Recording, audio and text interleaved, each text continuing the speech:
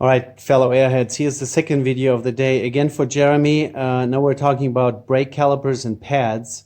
Apparently he has some issues that when his handlebar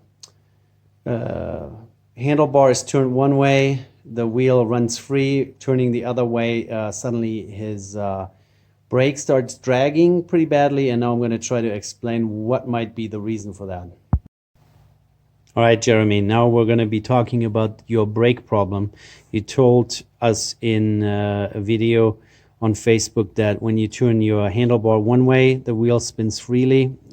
Turn it the other way, the wheel starts, or the brake starts dragging. From what I know in your video and the manual page that you posted, I know that you probably have a /6 or a /7. And I'm assuming that your motorcycle has an under tank master cylinder. Here's kind of a schematic. The picture is not really great, but this is the master cylinder. Then your flexible brake line going to your fork slider, and then a hard line going to your caliper, which is, I think I saw it's the swing type ATE caliper. So on the motorcycle, you have no hydraulics up here.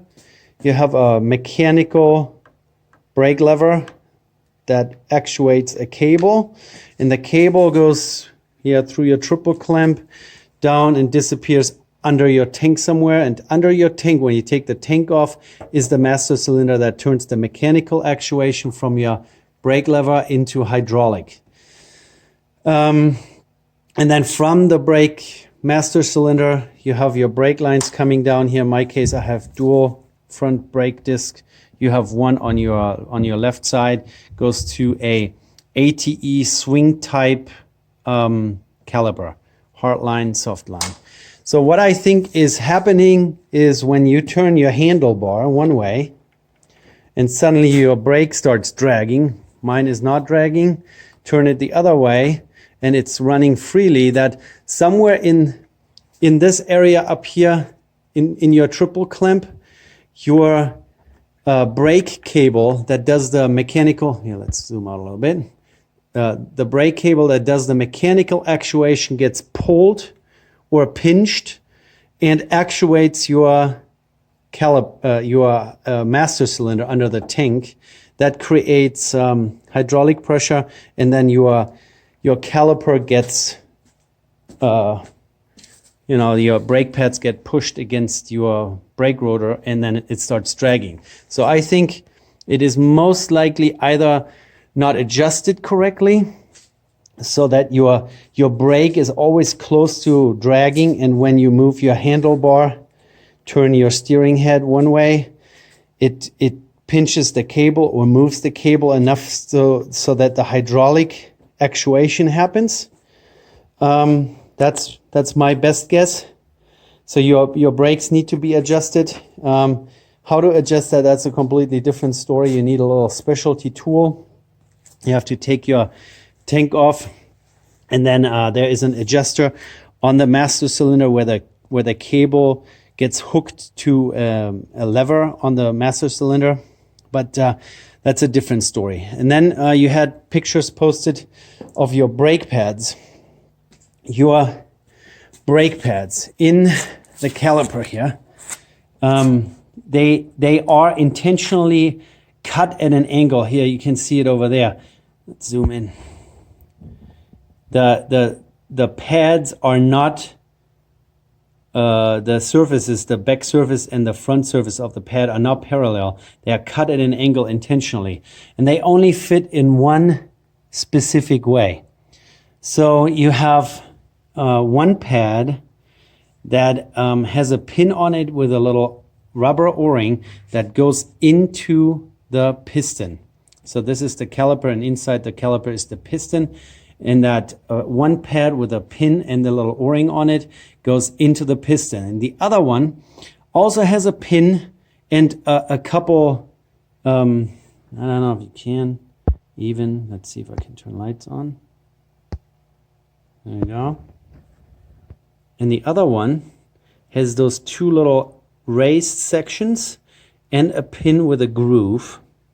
And the raised sections fit right into the cutout in the caliper. It's called the anvil, I think, if I'm not completely mistaken. And then this pin in the groove is used to hold it in place, and they use a kind of a diaper needle, diaper pin to do that, like this. So you can't really flip-flop them around. It's kind of a given that the one that has the pin with a O-ring on it goes into the piston, and you want to put a little bit of some brake lubricant on the rubber O-ring, or else your brakes squeak. And then the other side only fits into this cutout. And they have the pads have one straight edge and one curved. The curved side goes to the curved side of the rotor, right? So yeah, the pads are not worn in some strange way when they are angled like that. When the pad surface is kind of at an angle, that is normal. And so once you have figured out what's going on with your brake actuation up above under your tank, make sure you don't have any leaks up there. And then you want to also look at the adjustment of those calipers. They are riding on a cam. So here, from there to there is a cam. Here's a plug at the bottom that has a little spring on top, and the spring pushes the cam into location. If you take this out, the cam has a slotted end with a really big fat flathead screwdriver. You can go in there and turn the cam, and when you do that, you will see that this rotation point of the caliper will move in and out. And the idea is that, let's go over to the other side, that when you pull your brake handle and squeeze it all the way, that your caliper is not trying to deflect the rotor one way or the other. So the cam that's sitting in here needs to be adjusted so that this rotational point for this caliper is adjusted in a way that your caliper sits perfectly centered over your rotor, and it's not pulling it either way. And how I usually do that is I kind of look down on my, what's the angle that I usually use? So I look down on my rotor, spin my wheel. One man show here. Let's see if I can't even pull this off. So spin my wheel and then grab my brakes really hard and see if my brake deflects. And if it does that, then I kind of pull my brake and with my flathead screwdriver move around my the cam that's in here from the bottom, turn it around until I find the sweet spot where it kind of wants to settle. And then I do the test again, spin my wheel, look at my caliper this way, and see if it's pushing or pulling my brake rotor. And once you find the sweet spot, then you leave it there, and then you put this plug back in, put some grease on the spring itself. By the way, the cam in here can be taken out. You take this plug out, put an M8 bolt in there, just screw it in a couple turns and pull on it, and then the cam comes out. That also should be clean and nicely greased up. Use some high temperature grease and put it back in, and then this plug also gets torqued to a certain number. So do that. And then you should be fine. So check the mechanical actuation, look at the brake adjustment procedure, and you need a tool that looks kind of like I actually have that. Let's see, somewhere in here from Mr. Tom Cutter. You can buy that. He is on all those forums. Looks like that tool. You need that. And Rubber Chicken Racing there's his webpage, rubberchickenracinggarage.com. That's where I got mine.